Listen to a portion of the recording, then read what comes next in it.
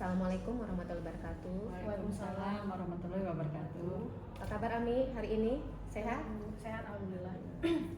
Ayo, ada yang ingin diceritakan dulu dengan Ami? Baik Bu, izin menceritakan bagaimana persiapan saya sebelum masuk ke kelas, terutama saat mengajar KBM di kelas ya.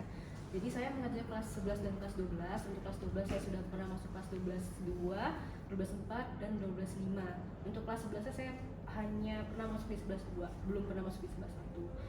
Nah, untuk persiapan sebelum mengajarnya, saya membuat perangkat ajar seperti ATM, bahan ajar, bahan bacaan, dan juga saya membuat media pembelajaran biasanya dalam wujud PPT gitu.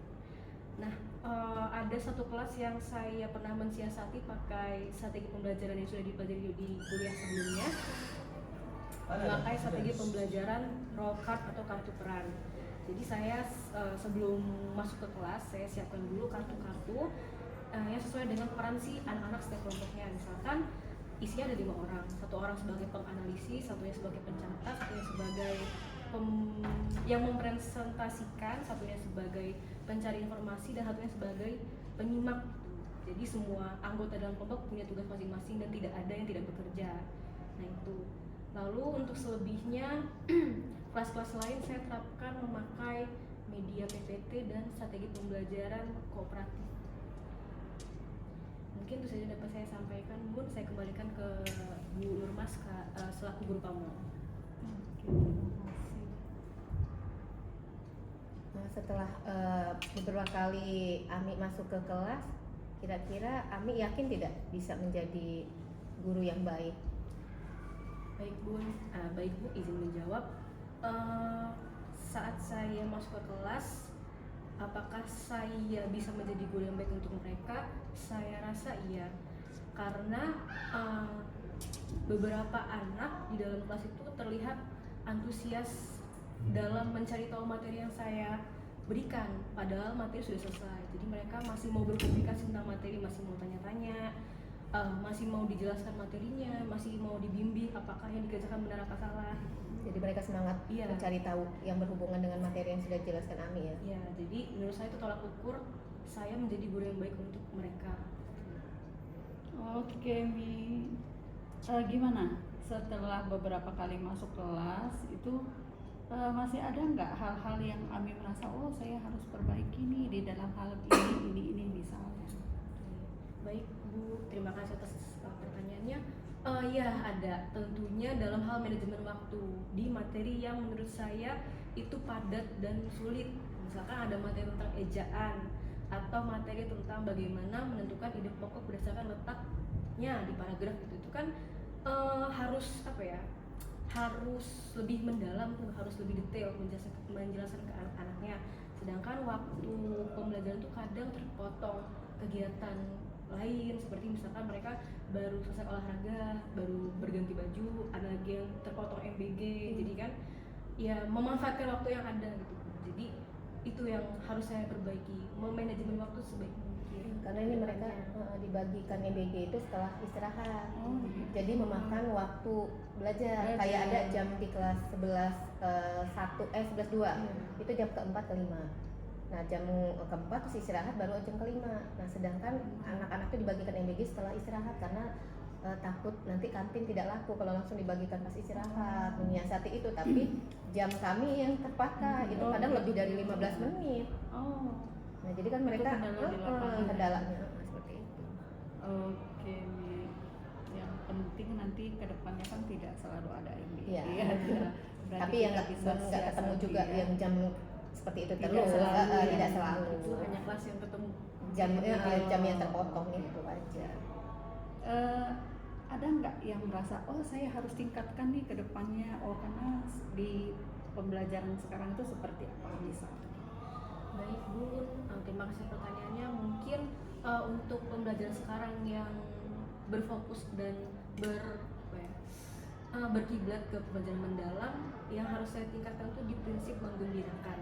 Karena saya rasa pembelajaran saya terapkan tuh masih semi monoton gitu Bu. Belum ada yang ice breaking yang interaktif, itu hanya saya selipin ice breaking itu tebak gambar. Ya anak-anak senang, tapi kayaknya tidak menyuruh senangnya gitu loh. Ada anak-anak yang mungkin masih merasa itu oh, bukan hal yang terlalu menyenangkan. terlalu Jadi puas. mungkin kedepannya saya mau menyelipkan ice breaking yang anak-anak tuh semuanya senang, nggak cuman yang baris depan aja, baris tengah aja. Karena itu juga banyak ya di media sosial ya ice breaking terbaru. Iya. Kadang kalau Ada sudah muncul-muncul yang kadang-kadang baru ya. kita memberikan ice breaking ternyata guru lain udah pernah tuh, jadi kurang iya, antusias. iya, betul. Jadi kalau itu mereka kita ulangin biasa. lagi juga udah bosan mereka. Jadi kalau bisa memang apalagi yang jam terakhir ya, jam terakhir dengan jam-jam kayak gini 7-8 setelah istirahat itu kalau nggak ice breaking anak-anak tuh kayaknya nggak ada semangat, nggak ada semangat ya, ngantuk lah macam-macam. Apalagi yang jam terakhir ke 9 ke 10 kelasnya panas, ice breakingnya juga jangan yang udah pernah lagi, jadi harus cari yang baru terus. yang baru terus biar menarik. Iya betul. Ada hal-hal menarik nggak sih Mi? Begitu masuk kelas berhadapan langsung dengan anak, sudah menjelaskan, berusaha menjadi guru yang baik, itu menurut Ami di kelas tuh ada nggak sesuatu yang menarik? Dari ini ternyata ini ada hal yang menarik yang harus tetap saya tingkatkan gitu. Iya baik Bu, terima kasih atas pertanyaannya Bu. Mungkin hal menarik yang saya temui di kelas dulu ya Bu, ternyata siswa tuh sebenarnya punya semangat belajar yang tinggi. Namun mungkin untuk materi di buku paket dengan yang ada pertanyaan kegiatan di buku paket itu kadang kurang sinkron. Jadi harus ada materi yang diulik lebih lanjut untuk menjawab kegiatan di buku paket. Sebenarnya mereka tuh semangat belajar. Jadi kalau orang-orang bilang anak zaman sekarang tuh males gitu atau apa ya, agak kesiapan belajarnya agak rendah gitu, sebenarnya enggak. Mereka tuh semangat belajar, mereka tuh pengen belajar hal yang baru, cuman ya gitu mungkin dikemas di pembelajaran yang lebih interaktif gitu, yang zaman mereka lah gitu. Jadi nggak monoton ya Iya. seperti itu. Kedepannya ada rencana untuk apa ya, agar lebih baik lagi dalam pengajaran di kelas ini? Baik Bu, terima kasih pertanyaannya. Mungkin untuk mengemas pembelajaran saya supaya lebih baik lagi, saya mau mencoba menerapkan strategi pembelajaran yang sudah diajarkan di perkuliahan semester lalu, seperti strategi learning menu, stasiun pembelajaran, dan juga mungkin saya akan menerapkan diferensiasi berdasarkan kesiapan belajar, karena itu ada anak yang masih rendah kesiapan belajarnya tapi ada yang tinggi, jadi kan perlu penyesuaian. Mungkin itu supaya pembelajaran lebih maksimal lagi. Terakhir nih, tadi dikatakan bahwa kan kalau di kelas itu kemampuan siswa itu bertingkat ya, tidak ada kelompok. Kalau kita bisa katakan kurang, sedang, dan tinggi, itu punya strategi tersendiri tidak untuk mengatasi ketiga kelompok itu dalam kelas? Punya Bun. Saya sudah memikirkan ini. Jadi nanti kalau kedepannya mau kita akomodasi semua siswa yang punya kesiapan belajar yang berbeda itu, saya mau menerapkan strategi roll card, tapi kita pakai asesmen diagnostik di awal. Jadi kita sudah tahu anak ini kemampuannya rendah, tinggi atau sedang. Nah nanti jika sudah tahu tuh kita bisa memberikan roll card berdasarkan kesiapan belajar mereka. Jadi misalkan yang tinggi tadi kita kasih kartu untuk menganalisis, karena kan mereka sudah bisa berpikir kritis ya dan memecahkan masalah. Sedangkan yang kesiapan belajarnya masih rendah, itu kita beri kartu peran yang tugasnya mencatat atau menyimak informasi. Tapi nggak melulu perannya ini aja. Jadi nanti kadang di rolling supaya saling mencoba, yang tinggi mencoba yang ini, rendah yang rendah mencoba yang tinggi. Jadi dia bisa meningkat ya. Kalau dia rendah terus ya nggak ada perubahan. Tapi kalau yang rendah juga langsung menganalisis ya nggak nyambung juga. Jadi harus bertahap. Oke, berarti sudah ada rencana untuk ke depan yang lebih baik ya. Oke Mi, saya pikir cukup Bu Nur. Ada tambahan? Satu lagi ya, selama ngajar beberapa kelas ini kira-kira ada nggak tantangan terbesar Ami yang ditemukan di kelas itu? Apa ada di kelas itu yang muridnya kayaknya mau metode apapun dia nggak ada, nggak ada semangat pokoknya.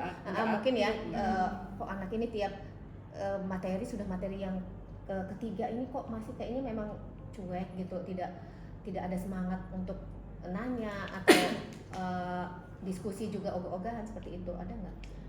Ada Bu, dan itu baru ketemu satu kelas Ibu, di kelas 12. Baru, karena kan maksudnya 12-5 ya adalah 14, baru ketemu satu aja. Dan kelas itu tuh tantangannya itu ada, bukan yang malah ribut dan sering keluar masuk tuh bisa Iya, dikontrol, iya. tapi ada yang diem aja. Nggak ada semangat tapi ya. Jadi itu yang harus diperhatikan. Diem. Ini anaknya maunya apa? Kenapa Diem tapi dia nggak tahu aja? maunya apa. Ditanya kamu sulit, ada yang sultan nggak, dia senyum. Ya, jadi agak gimana gitu. Harus ada pendekatan Iya. ke anak supaya tahu karakternya. Berarti satu-satu Karena kita belum harus terlalu di- paham ya. dia diemnya bisa atau diemnya nggak tahu Oh. apa-apa. Betul. Karena nggak ada respon. Iya, pasif ya. Oke, Ya cukup udah dari itu saya. aja ya. Ya, kita tutup mentoring kita hari ini. Ya, semoga kedepannya ada perbaikan lagi untuk di pembelajaran mandiri ya. Iya. Karena ini masih pembelajaran terbimbing ya. Ibu tutup. Wassalamualaikum warahmatullahi wabarakatuh. Waalaikumsalam warahmatullahi wabarakatuh. Terima kasih Bu. Sama-sama.